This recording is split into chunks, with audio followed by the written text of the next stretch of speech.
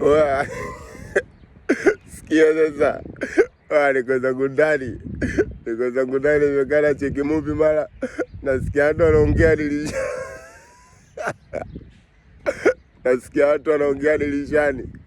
Kuchungulia namuona mbaba na kidada kidogodogo. Sasa yule mbaba anasemaje?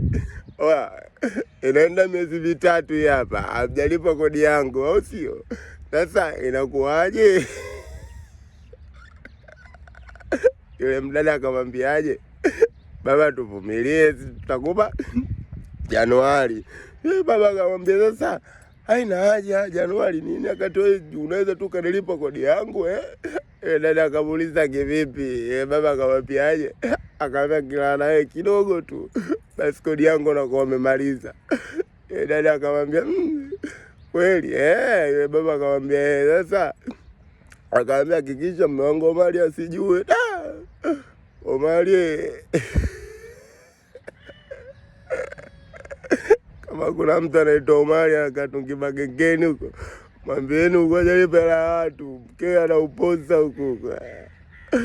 Mwiteni Omari, kama mnamjua mtu anaitwa Omari ukataka tungi magengeni na jalipela kodi, mwambieni mkewe anaupoza. Mwambieni Omari alipe kodi ya watu.